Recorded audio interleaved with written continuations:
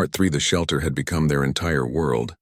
13 beings from different planets, different biologies, all crammed into a space designed for cargo storage.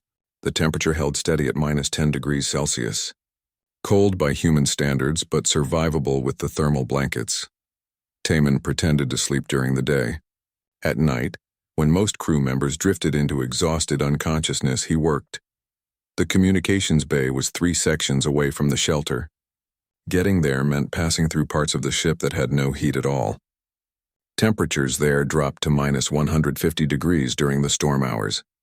He wrapped himself in every piece of thermal protection he could find. 3 layers of clothing under his uniform, 2 thermal blankets fashioned into a cloak, insulated gloves that made his fingers clumsy but kept them from freezing solid. Hayuan kept watch, making sure no one noticed his absence. If anyone woke and asked, she'd say he was checking the heating system. Not entirely a lie. The first night he made it to communications and assessed the damage. The beacon's antenna had been completely torn away during the crash. The transmitter module showed cracks across its surface. The power coupling was corroded from exposure to the freezing atmosphere. He could fix it. Probably. Maybe. He worked for 2 hours before his body forced him to return. Even with all the layers, the cold seeped through. His fingers stopped responding to commands. His thoughts became slow and thick. Back in the shelter, Hewan had hot water waiting. Not actually hot, just less cold. He wrapped his hands around the container and let the warmth seep back into his fingers. "Any progress?" she whispered. "Some. Need parts. Hull fragments for the antenna. Sealant for the transmitter cracks. New coupling from somewhere. Where do we get those?" I improvise. The second night brought new problems. A minor power fluctuation in the heating array. Nothing serious, but it required fixing. Taman spent an hour on that before he could even attempt the beacon work. By the time he reached communications, he only had 90 minutes before his body would force him back. He worked faster, his frozen fingers fumbling with tools. He fashioned a replacement antenna from hull fragments, bending and shaping the metal with the plasma torch on its lowest setting. The work was crude but functional. It would transmit. Not as far as the original, but far enough. On the third night, Dawu was waiting in the corridor. Taman froze when he saw the crystalline engineer standing there, arms crossed, eyes glowing faintly in the darkness. "You're supposed to be sleeping," Taman said carefully. "As are you. Yet here we are." Dawu's voice echoed slightly in the cold corridor. "I noticed the power fluctuations. They follow a pattern. Small drains at night when everyone sleeps. The communications bay, I assume? No point lying. Yes. You're repairing the beacon. Against Captain's orders. Yes." Dawu was silent for a long moment. Then he stepped aside, clearing the path forward. "What do you need?" the crystalline alien asked. "You're not going to report me? I've been observing you since I woke. Watching how you solve problems. My species calculates optimal outcomes and accepts limitations. You humans calculate optimal outcomes and then try to change the limitations." Dawu's eyes brightened. "I think perhaps your way is better for situations like this. Your way kept you alive in preservation mode when others died." "Yes. But your way built the shelter that woke me up. I think I should learn more about your way." Together they made faster progress. Dawu's technical knowledge complemented Taman's practical skills. They repaired the transmitter module, sealing the cracks with a compound Dawu created from 3 different materials found in storage. The power coupling took longer. They needed to fabricate a new one entirely. Dawu had the theoretical knowledge. Taman had the hands-on experience. Between them, they created something that might work. On the 5th night, Bornak discovered them. The insectoid security officer had emerged from his hibernation state. His species' biology had finally adjusted to the cold temperatures. Not comfortable, but functional. He watched them work for a full hour before speaking. Taman didn't notice him until he heard the clicking of mandibles. "Security Officer Bornak," Taman acknowledged, not stopping his work. "Are you here to arrest me?" "That would be my duty. Captain gave explicit orders." Bornak moved closer, his multiple eyes examining the beacon repairs. "But I have been thinking during my hibernation. My species has a saying, the warrior who stands still is already dead. And you are still fighting. Fighting the cold, fighting the circumstances, fighting death itself. I respect warriors who fight, Bornak's mandibles clicked in what might have been approval. I will not report this unless it fails. If it succeeds, insubordination becomes initiative. 3 of them worked through the remaining nights. The beacon took shape slowly.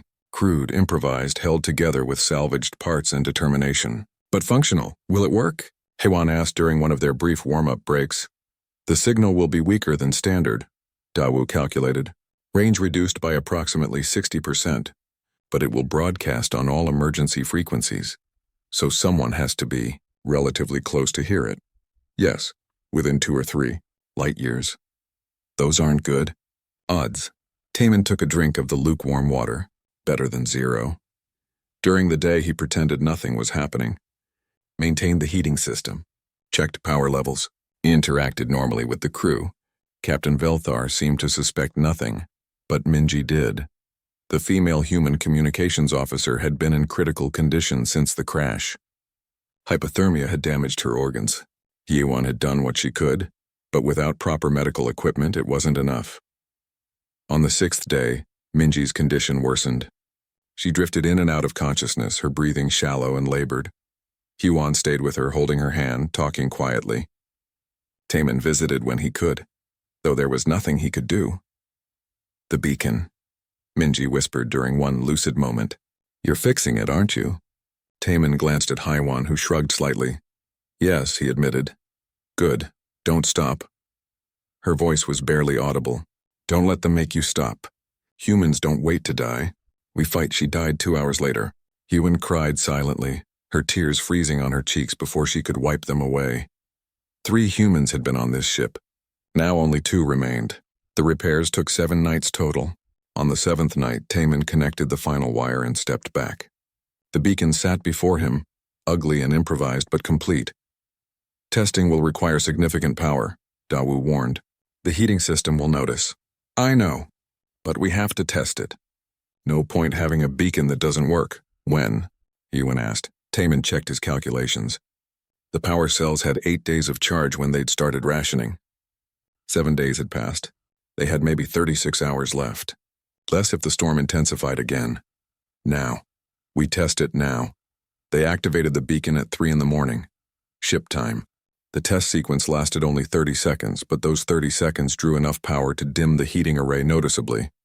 Alarms didn't sound, but the temperature in the shelter dropped 2 degrees. Enough to wake some of the crew. Captain Velthar appeared in the communications bay 5 minutes later. He looked at the beacon, at Taman, Dawu and Haiwan and Bornak standing together. Defied my orders, the captain said, quietly. Yes, sir. You risked everyone's heat to repair a beacon that might not work. Yes, sir. You wasted power we cannot afford to waste. Taman met the captain's eyes. With respect, sir, we're going to die anyway if rescue doesn't come. At least this way we're trying. Velthar was quiet for a long moment. Then unexpectedly he laughed. A harsh rattling sound from his cold, damaged respiratory system. Humans, you cannot simply accept death. You must always do something. He looked at the beacon again. Did it work? Did the test succeed? Yes, sir. The beacon is operational, broadcasting on all emergency frequencies. Range, reduced. Maybe 40% of standard. But it works? The captain nodded slowly. Then we see if human stubbornness can defeat an ice world. How much power remains? Dawu checked his calculations.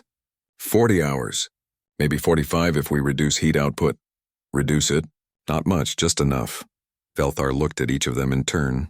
If we survive this, there will be an inquiry about the insubordination. Understood, sir. But if we die, I suppose it doesn't matter. The captain turned to leave, then paused. Engineer Taman, that was either the bravest or stupidest thing I've witnessed in 40 years of space travel. Maybe both, sir. Yes. Maybe both. The beacon broadcast continuously. Its signal pushed out into the void, reaching for any ship that might be listening. Inside the shelter, 13 beings waited to see if help would come before the heat ran out. 40 hours until the power died. 40 hours until they learned if human refusal to accept death was enough. Part 4, Hour 1. The beacon transmitted steadily. No response. The crew tried to rest, but sleep came hard when death had a timer attached. Taman monitored the systems, watching power drain away in percentages. Each hour meant roughly 2% gone. Hour 5. The temperature in the shelter dropped to minus 15 degrees Celsius. Not dangerous yet, but uncomfortable. People huddled closer together under thermal blankets. Captain Velthar organized them into groups sharing body heat. Hour 10. Still no response from the beacon. Taman began to doubt. Maybe they were too far from any shipping lanes. Maybe the signal was too weak. Maybe no one was listening. Stop thinking, Huan told him. You'll drive yourself crazy with maybes. Already crazy. Built a heated shelter on an ice planet. Repaired a beacon against orders. Normal people don't do these things. Normal people die on ice planets. We're still alive. Hour 15. Lumi stopped moving. The gelatinous medical officer had been barely conscious for days. The cold had finally won. Haywen checked for vital signs but found none. They wrapped the body in a thermal blanket and set it aside. No way to bury anyone. No way to honor the dead properly. 11 survivors now. Hour 20. The power cells showed 50% capacity. Right on schedule for running out in another 20 hours. Taman considered the damaged power cell he'd set aside after the crash. Too unstable to use safely, but desperate times and all that, he mentioned it to Dawu during a quiet moment. The damaged cell is too dangerous, Dawu said firmly. Probability of catastrophic failure exceeds 70%. And probability of freezing to death is 100% if we run out of power. You would risk explosion for a few more hours? I would risk anything for a few more hours. Hours mean chances. Chances mean hope. Dawu's crystalline features reflected the dim light. Human logic is very strange, but also very hard to argue against. Hour 25. Another crew member died in their sleep. The purple four-armed alien simply didn't wake up. No medical emergency, no crisis. Just exhaustion and accumulated cold damage. The body gave up. 10 survivors. Hour 30. Bornak went back into hibernation. His species could survive in a dormant state, using minimal energy. Before he slipped under, the insectoid warrior spoke to Taman. You fought well, human. If I wake, I will remember this. If I don't wake, know that you gave us more time than we deserved. You'll wake. Help is coming. You believe that? I have to. Hour 32. The heating system began fluctuating. Small variations, but noticeable. The power cells were dying. Taman tried rerouting energy, optimizing every system, squeezing out efficiency. He bought them maybe 2 extra hours. Maybe Huan had stopped talking much. She sat wrapped in blankets, staring at nothing. Shock, maybe. Or just exhaustion. They'd been fighting for so long. Hey, Taman nudged her. Stay with me. I'm here. No, you're checking out. I've seen it before. People give up right before the end. Don't do that. What's the point of not giving up? We tried. We failed. The beacon isn't bringing anyone. We don't know that yet. It's been 32 hours, Taman. If someone was coming, they'd have responded by now. He couldn't argue with her logic. Didn't have the energy to argue anyway. His fingers had gone numb again despite the gloves. Frostbite spreading. His lungs hurt with each breath. Pneumonia probably. Too much cold air for too long. Hour 35. Captain Velthar gathered those still conscious. 7 of them now, not counting Bornak in hibernation. The captain's voice came weak but clear. I want to thank you all for your service, for your courage. We faced impossible circumstances and survived longer than any reasonable projection suggested. He paused, struggling for words. We will likely die here, but we die knowing we fought. That means something. No one responded. What was there to say? Hour 37. The damaged power cell sat in engineering where Taman had left it days ago. He stared at it for a long time, running calculations in his head. Install it wrong and it explodes, killing everyone instantly. Install it right and it might give them 8 more hours, maybe 10. You're thinking about using it, Haiwan said behind him. Yeah. Will it work? Probably not. 70% chance of explosion according to Dawu. But 30% chance of more time, and more time means more chance for rescue. Those aren't good odds. Better than 0. She was quiet for a moment. Then she helped him lift the damaged cell. Together they carried it to the power array. Taman's hand shook as he made the connections. Not from cold this time. From fear, one wrong connection, one spark in the wrong place, boom, end of everyone. He checked each connection 3 times. Verified the insulation. Made sure the power flow would distribute correctly. Dawu appeared and double-checked his work. Then triple-checked it. This is monumentally stupid, the crystalline engineer said. Agreed. Help me install it anyway. They positioned the damaged cell in the array. Taman's finger hovered over the activation switch. Around him, the shelter had gone quiet. Everyone conscious was watching. They understood what he was trying. They understood the risk. If this kills us, Velthar said, it was an honor serving with you. Not going to kill us. Going to save us. Taman pressed the switch. For 3 seconds, nothing happened. Then the power cell hummed to life. The heating array surged. Lights brightened. Temperature readings jumped. No explosion, the cell held. Impossible, Dawu whispered. Should have failed. Calculations showed failure.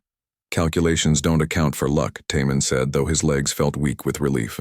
And we're due for some luck. Hour 38. The temperature in the shelter rose back to -10 degrees. Comfortable by their standards now. Crew members who'd been barely conscious showed signs of improvement. Not much, but enough to notice. Hour 40. Original power cell's dead. Running entirely on the damaged cell now. Any moment it could fail. Could explode. Could simply stop working. But it kept going. Hour 42. Hywan was checking vital signs when she froze. Taman, the beacon receiver. Is it blinking? He looked. The small indicator light on the receiver panel was indeed flashing. Slowly, rhythmically, the pattern of an incoming transmission. That's a response ping, he said, not quite believing it. Someone heard us. Someone's responding.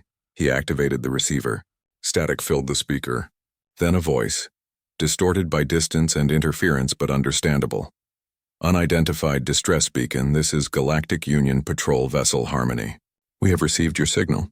Transmitting coordinates for confirmation. Estimated time to your position, 4 hours. Please respond if able. 4 hours.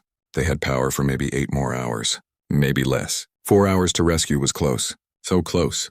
Taman activated the transmitter. Union Vessel Harmony. This is the crash transport Stellar Dawn. We confirm coordinates. We have 11 survivors, 10 conscious, 1 in hibernation. Medical emergency. Please advise. Static. Then, Stellar Dawn, maintain your position. We are adjusting course for fastest approach. Be advised weather conditions at your location are extreme. Landing may be delayed. Stay warm. Help is coming. Stay warm. The most useless advice ever given. But it didn't matter because help was actually coming.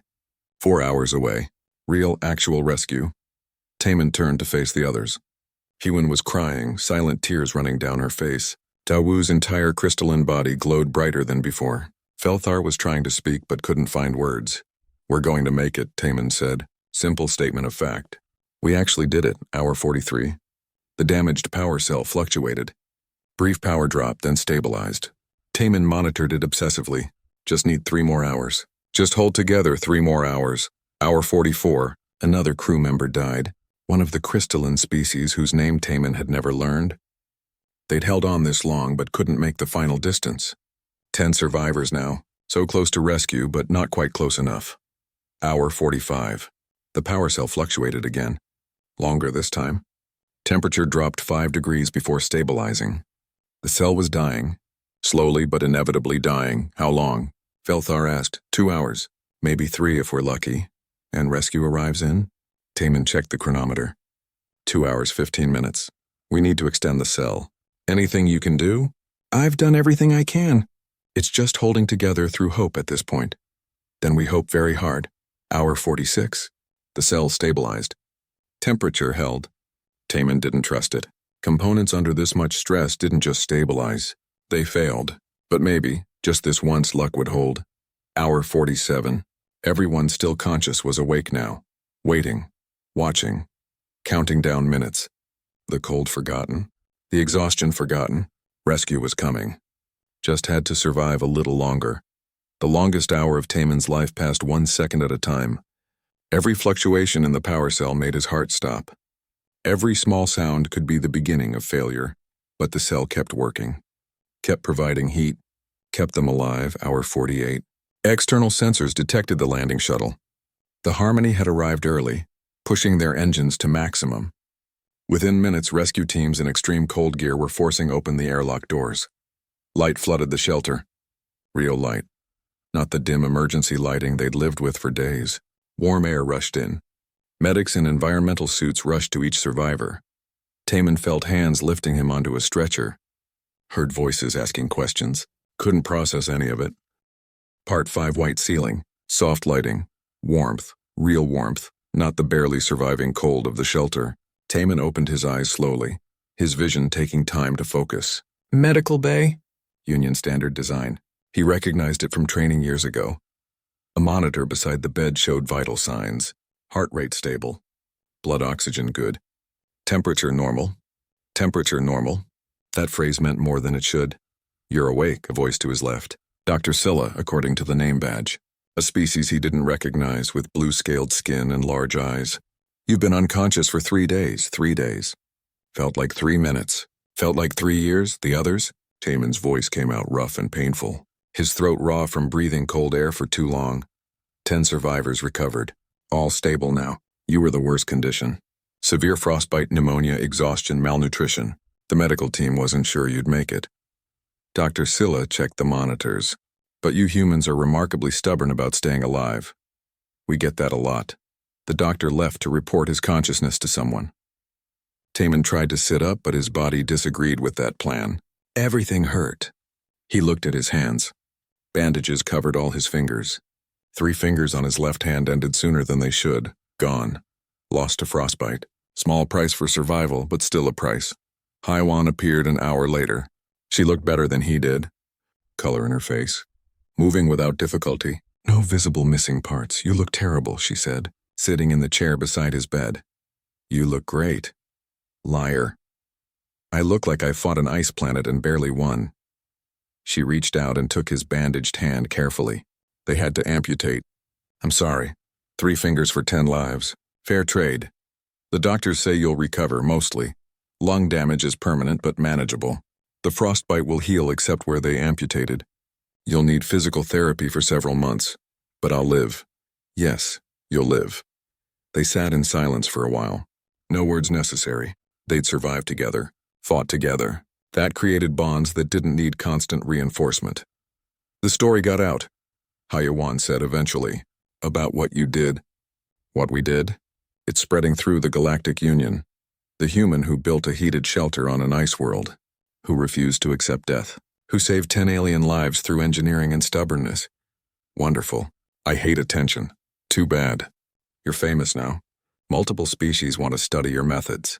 The Galactic Engineering Corps wants to recruit you. Scientists are writing papers about human environmental adaptation psychology. I just didn't want to freeze. Exactly. That's what they can't understand. Other species accept environmental limitations. You change the environment to suit you.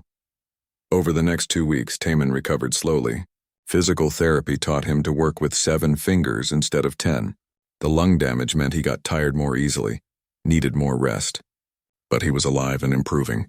Dawu visited regularly. The crystalline engineer had recovered quickly, once returned to proper atmospheric conditions. His cracked body had healed, leaving faint scars in the crystal structure. I have been thinking, Dawu said during one visit. My species calculates optimal outcomes and accepts limitations. You humans calculate optimal outcomes and change the limitations. I wish to learn more about this approach, like it's not that complicated. See problem, fix problem. But you see problems where others see unchangeable reality. That is the difference. That is what I wish to understand. Captain Velthar visited last. The reptilian captain had recovered fully in temperature-controlled environment. His scales had returned to bright green. His mind sharp again. Engineer Taman, he said formally. There will be an inquiry about your insubordination. Regulations require it, I understand, sir. However, given that your insubordination directly resulted in our rescue, the inquiry will likely result in commendation rather than punishment. Velthar's expression softened slightly. You saved my life. Saved 10 lives. You did something I thought impossible. Just engineering, sir. No, not just engineering. Engineering combined with human refusal to accept fate. My species would have died waiting for rescue that might never come. You made rescue happen. The captain paused. I have requested human crew members for all my future commands. Your species provides capabilities mine lacks. We're good at not dying. Yes, you are very good at that. 2 months after rescue, a ceremony was held at the main Galactic Union station. The 10 survivors of Frost 7 gathered together for the first time since the rescue. Bornak had recovered from hibernation. The insectoid warrior stood tall in his formal armor. Kree had healed, their crystalline body whole again. 5 others Taman barely knew but would remember forever. 3 empty places marked those who didn't make it. Lumi Minji and 5 others. They'd come so close. Captain Velthar presented Taman with the Galactic Union Star of Valor, a rare honor almost never given to humans. The captain's speech talked about courage, innovation, and the refusal to surrender. Taman accepted the medal and gave the shortest acceptance speech in ceremony history. We were cold. I built something to make us warm. That's what humans do. We see problems and we fix them. Thank you. The gathered aliens didn't quite know how to respond to such blunt simplicity, but they understood the truth in it. After the ceremony, a journalist from a major galactic news network cornered him. The questions came fast. How did you know you could do it? How did you survive conditions that should have killed you? What made you keep trying when others gave up? Taman thought about his answers carefully. Around him, aliens from dozens of species waited to hear his wisdom, his secret to survival. I didn't know I could do it, he said honestly. The shelter might have failed. I might have frozen. Rescue might never have come. None of it was certain. Then why try? Because doing nothing guarantees death. Trying gives you a chance. Humans learned this a long time ago on Earth. Our planet tried very hard to kill us. Ice ages, deserts, storms, predators. We survived because we're too stubborn to accept death. We see hostile environment and we build shelter. We see cold and we make fire. We see problem and we engineer solution. But what if there is no solution? Taman smiled, the expression slightly crooked from nerve damage he'd never fully recover from. Then you die trying to find one anyway. Because the moment you accept something is impossible, you've already lost. Humans don't accept impossible. We just see it as another problem that needs more work. The answers spread across the Galactic Union faster than the original story. A philosophy that seemed simple, but represented a fundamental difference in how species approach challenges. The shelter design from Frost 7 became required study for Union emergency training. Modified and improved by engineers from multiple species, but the core concept remained Taman's. The Taman configuration, they called it. He found that embarrassing and funny in equal measure. Dawu joined a human engineering firm. He sent regular messages to Taman about the things he was learning. How to see beyond calculated limitations. How to attempt solutions that probability said would fail. How to be, as he put it, properly stubborn. Captain Velthar kept his word. His new crew included 5 humans in critical positions. Engineering, medical, navigation. He learned to appreciate their tendency to question accepted limitations. 3 years later, Taman stood in a lecture hall at the Galactic Union Engineering Academy. Before him sat 200 young aliens from dozens of species. Future engineers, designers, problem solvers. On Frost 7, he told them, my alien crewmates did what their evolution and culture taught them. Minimize activity. Conserve resources. Wait for rescue. These are good strategies on most worlds, but Earth taught humans something different. He held up his left hand, showing the missing fingers. Hostile environments aren't avoided. They're adapted to. Cold isn't a reason to flee. It's a problem that needs insulation and heating. Death isn't inevitable. It's just the outcome if you don't find a solution. A student raised a tentacle. But what if the problem truly cannot be solved? What if the environment is too hostile? Then you die trying to solve it. Because trying means hope. And hope means you haven't given up. The moment you accept defeat, you're already dead. But as long as you're still trying, still building, still engineering, you're alive. And alive means you have a chance. Another student, this one from a crystalline species like Dawu, spoke up. Your species sounds uncomfortable. Always fighting, always struggling. Do humans ever just accept circumstance? Taman thought about that. Remembered the ice planet. The cold, the exhaustion. The temptation to just stop fighting and let the freeze take him. Sometimes, he admitted, humans get tired. We feel pain. We want to rest. But somewhere in our evolution, we learned that resting in hostile environment means death. So we fight. Even when we're exhausted. Even when the odds are impossible. We fight because that's what keeps us alive. The lecture hall was silent. These young aliens from worlds more forgiving than Earth tried to understand a philosophy born from a planet that killed its inhabitants regularly. The universe doesn't care if we survive, Taman concluded. It's not hostile or friendly, it just is. So we have to care enough for both of us. We have to look at impossible circumstances and decide we're going to survive anyway, not because we're stronger or smarter or better. Part 2. Timon's hands had stopped shaking. That worried him more than when they'd been trembling. It meant his body was shutting down from the cold. He flexed his fingers inside his gloves, trying to keep blood flowing. The secondary cargo hold slowly transformed around him. Hull panels from the damaged sections now formed a double wall, creating an air gap for insulation. He'd sealed 3 major breaches and a dozen smaller ones. But the real challenge remained: the heating system. 6 power cells sat arranged in a circle. Timon connected them using salvaged wiring, his numb fingers fumbling with each connection. One mistake would short the entire system. Or worse, cause an explosion that would kill everyone instantly. "How's it looking?"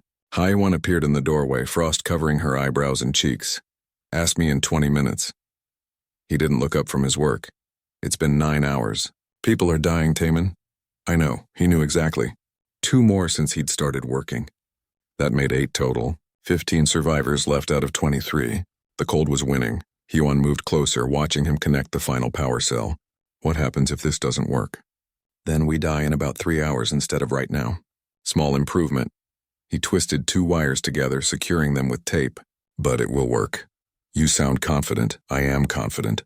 This is basic thermodynamics. Small space, sealed walls, concentrated heat source. It has to work." "And if the power cells fail?" Timon finally looked at her. Ice had formed on her eyelashes. Her lips were turning blue despite the thermal blanket wrapped around her shoulders. "They won't fail. They're military grade, built to survive worse than this." He hoped he sounded more certain than he felt. The plasma torch came next. He'd modified it, spreading the heat output across a wider area. Instead of a concentrated cutting beam, it now produced a steady warmth that the power cells would amplify and circulate. "Get everyone ready to move," he said. "As soon as I activate this, we need bodies in here.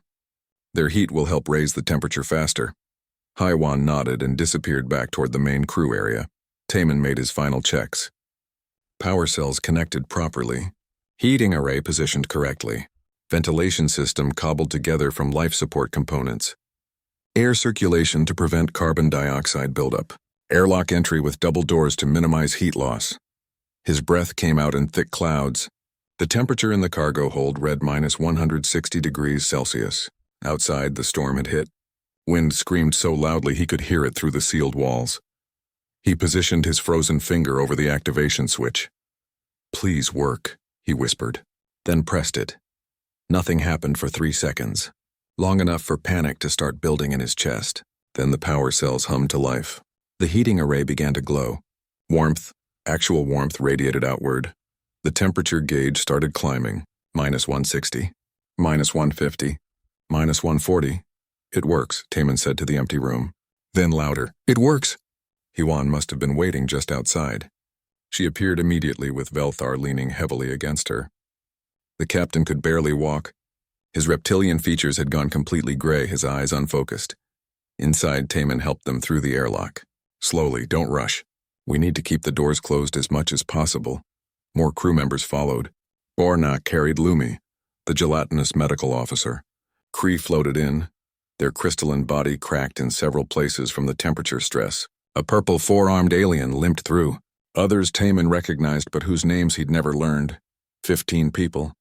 That's all that remained. He sealed the inner airlock door behind the last person. The temperature gauge showed -100 degrees now. Still deadly cold, but the improvement was visible. Crew members stopped shivering quite so violently. "Give it time," Timon told them. "The system needs to stabilize. We're heating a lot of frozen air." He worked on the ventilation system while they waited. Had to ensure proper air circulation. Carbon dioxide would kill them just as surely as the cold if they didn't handle it properly. An hour passed. The temperature reached -70 degrees. Alien crew members who'd been barely conscious started showing signs of awareness. Velthar's eyes regained some focus. "You did it," the captain said, his voice still weak but clearer than before. "You actually did it, did the easy part. Keeping it running will be harder."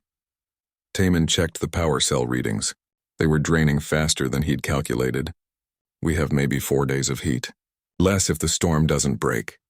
HFY was moving among the crew members, checking their conditions with limited medical supplies. She stopped beside Timon. "Kree is cracking.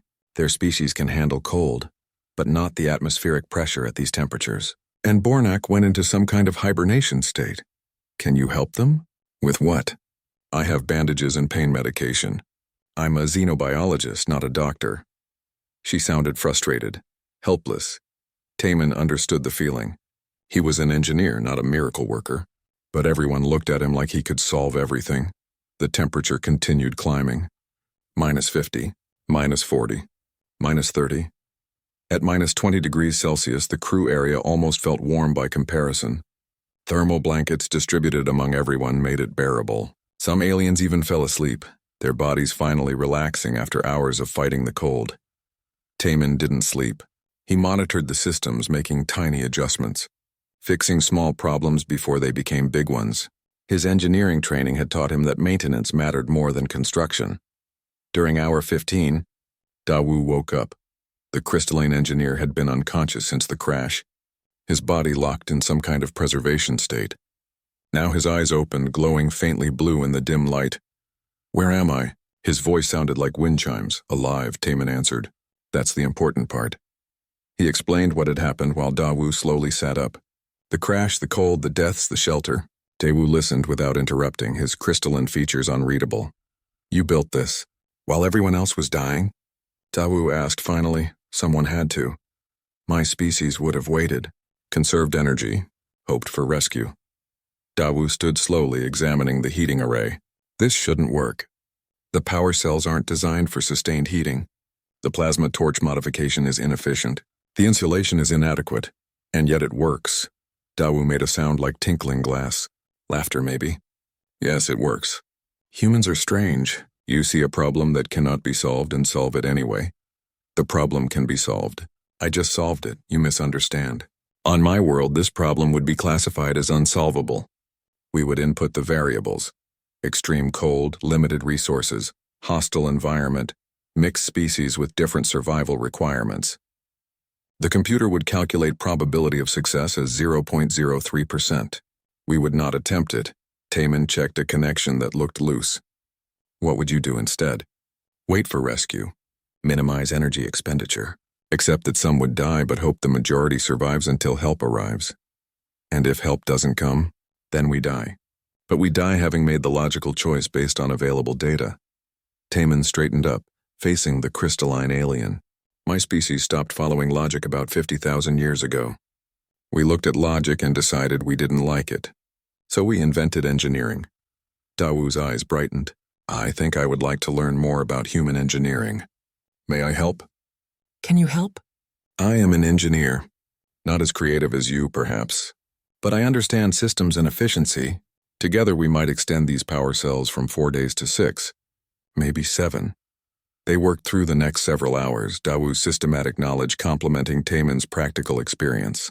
They rerouted power flows, eliminated unnecessary drainage, optimized the heating pattern. 8 days, Dawu announced finally. "I calculate 8.3 days of sustainable heat with current resources." Taman nodded. "That was better. Not good, but better." Captain Veltar called a meeting once everyone was conscious enough to participate. 13 people now.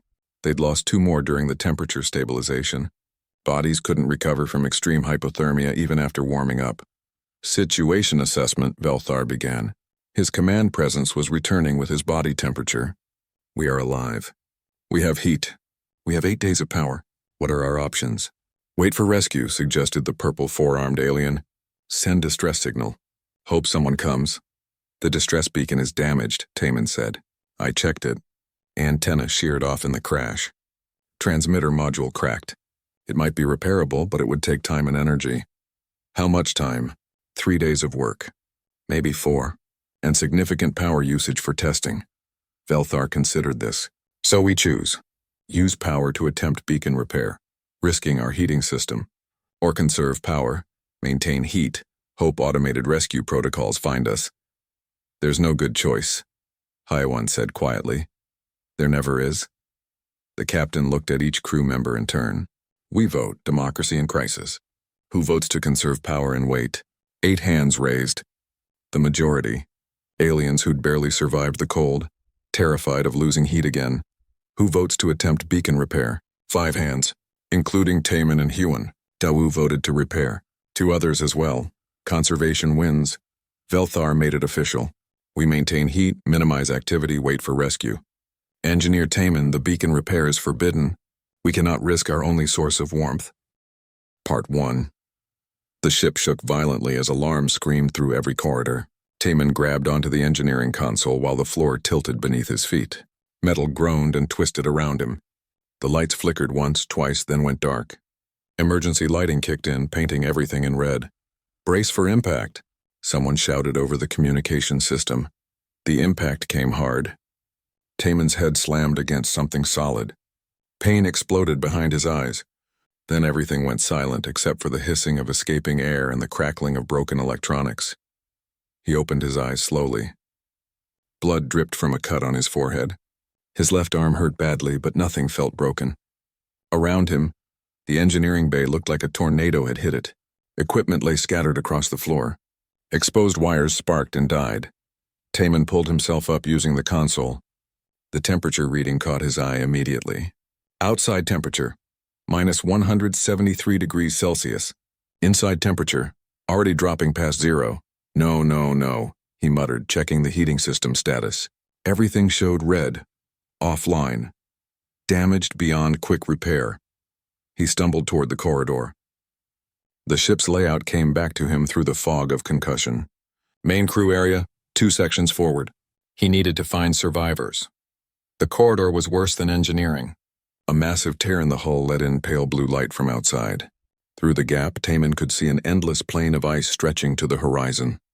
Wind howled through the breach, carrying tiny ice crystals that stung his face like needles. He found the first body near the tear. One of the flying crew members, species name he couldn't remember. Already frozen solid, eyes open in permanent surprise. Help! The cry came from ahead. Female voice panicked. Taman forced his legs to move faster. The cold was already seeping into his bones despite his uniform. He passed 2 more bodies before reaching the main crew area. 20 people, maybe more, crowded together in the largest intact chamber. Most were aliens he'd worked alongside for 6 months but never really knew.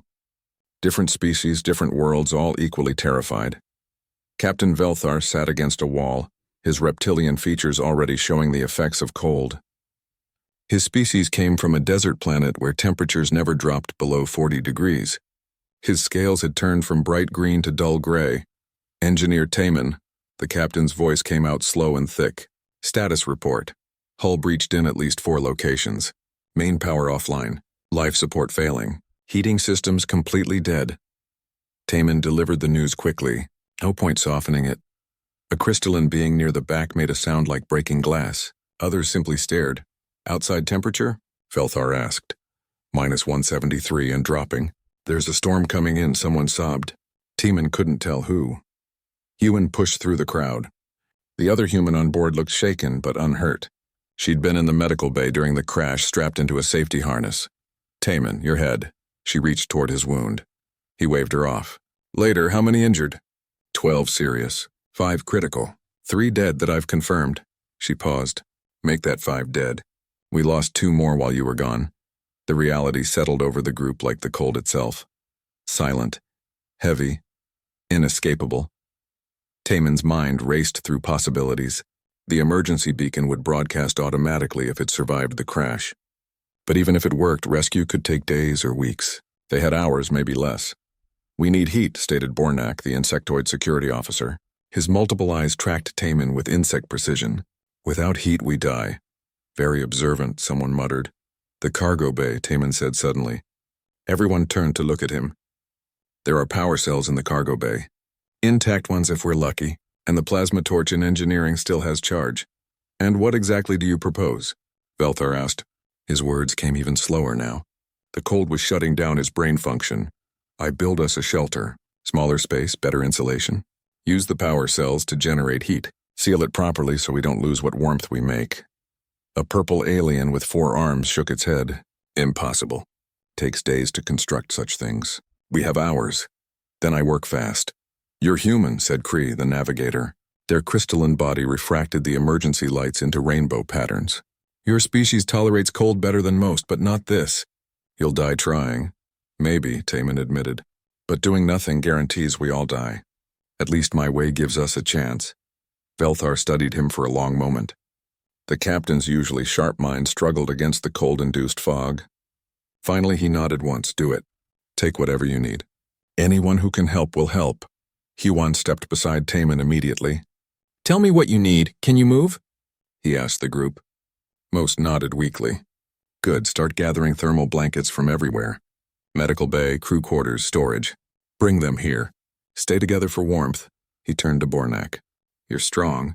I need you to help me carry power cells from cargo. The insectoid's mandibles clicked together. Already getting cold.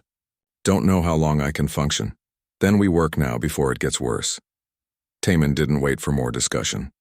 He grabbed Huan and Bornak, heading toward the cargo bay. Each step took effort. The temperature had dropped another 10 degrees since he'd first checked. His breath came out in clouds of ice crystals.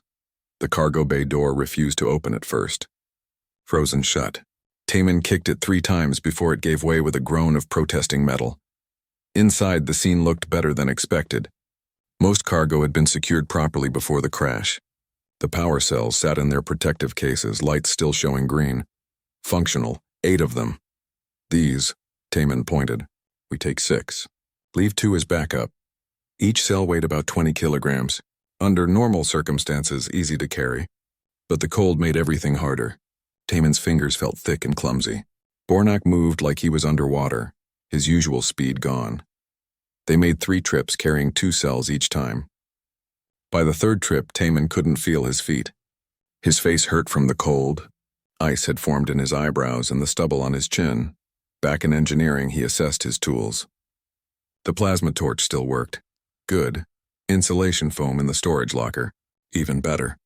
Intact hull panels he could salvage from less critical areas. Huan appeared at his shoulder. The crew is getting worse. We lost another one. And Lumi is barely conscious. Lumi, the gelatinous medical officer. Their body temperature had probably dropped below survivable levels. Most species couldn't handle this cold. Evolution hadn't prepared them for ice worlds. How are you holding up? Taman asked. Cold, scared, but functional. She managed a weak smile. Us humans are too stubborn to die easily, right? That's the idea. He explained his plan while his hands worked automatically, checking the plasma torch's charge level. The secondary cargo hold would be their shelter, smaller than the main crew area. Already partially sealed. He could work with it. I need 12 hours, he estimated. Maybe 15. You think we have that long? Taman looked at the temperature gauge. Minus 185 now. Inside the ship, minus 40 and dropping. We have to. He gathered his tools and headed for the secondary cargo hold. Behind him, he heard Huan organizing the others, keeping them moving, keeping them focused, giving them something to think about besides the cold creeping into their bones. The work began. Taman sealed the first breach using insulation foam. His fingers shook so badly he could barely control the applicator. But he forced them to work. Had to work. Lives depended on it. Outside the damaged hull, wind screamed across the ice. The storm was coming. And with it, temperatures that would kill even the hardiest species in minutes. Taman worked faster.